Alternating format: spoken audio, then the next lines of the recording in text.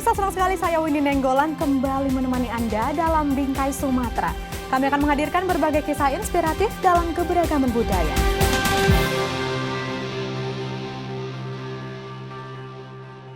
Ya pemirsa, Gerakan Indonesia Membaca hadir dengan membawa semangat bahwa membaca dapat menjadi kegiatan yang menyenangkan. Semangat ini pun dibagikan kepada puluhan anak di Panti Asuhan Ade Irma Suryani Medan. Mereka mengajar nilai moral lewat membaca dan diskusi.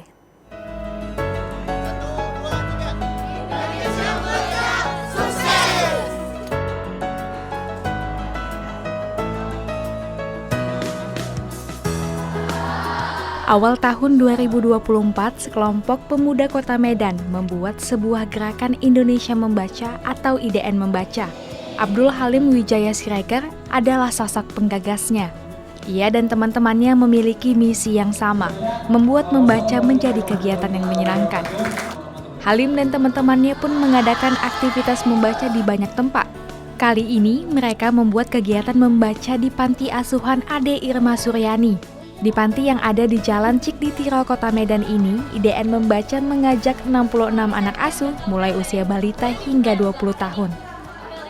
Indonesia Membaca ini suatu gerakan filantropi sosial literasi, di mana bagaimana kita untuk mengkampanyekan gerakan literasi ini di Indonesia. Namun hari ini kita terkhususnya di Kota Medan. Kita secara ikhtiar untuk menumbuhkan kesadaran membaca bagi semua umur, baik itu anak, remaja, hingga dewasa. Literasi bukan hanya tentang membaca, namun kemampuan bersosialisasi di masyarakat. Kecakapan sosial ini pun dapat dimulai melalui buku. Untuk itulah pada kegiatan ini sebanyak 38 anak muda Kota Medan ikut mendidik anak-anak di panti asuhan tentang kecakapan sosial. Giat belajar dibagi menjadi 2 kelompok usia, yakni kelompok anak usia di bawah 15 tahun dan di atasnya. Kelompok anak usia di bawah 15 tahun dibimbing melalui kisah buku-buku fiksi. Tidak hanya itu, kegiatan membaca juga dilengkapi dengan alat peraga semisal boneka kayu. Tujuannya untuk menciptakan suasana yang menyenangkan.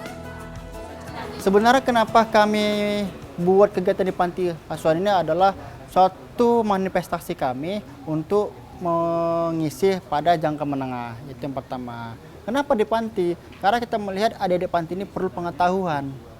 Nah, walaupun pengetahuan kita nggak memberikan hal yang signifikan terlalu berat, tapi bagaimana kita mengajari adik-adik itu sambil bercerita, sambil mendongeng. Maka apa yang kami kasih ini secara variatif. Kita mengajari adik-adik bercerita sambil bermain, kita ngasih pengetahuan dalam bentuk sub-sub umurnya.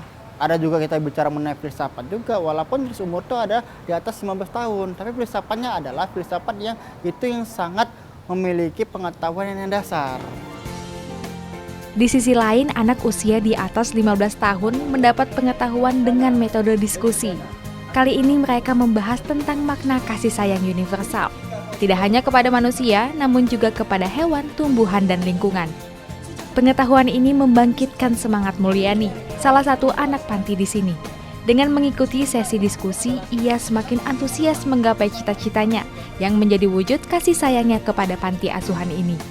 Saya sendiri sih merasa senang, bahagia, dan bisa bertemu kakak-kakak dan abang semua dan memberikan kami ilmu-ilmu yang bermanfaat dan memberikan kami bisa semangat.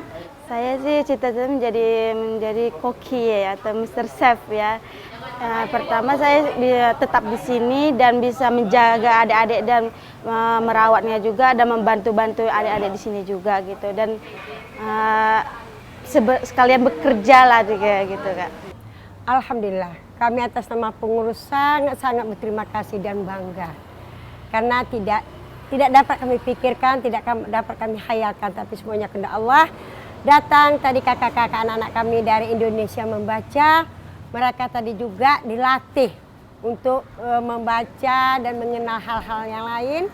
Alhamdulillah anak kami sangat gembira, sangat senang.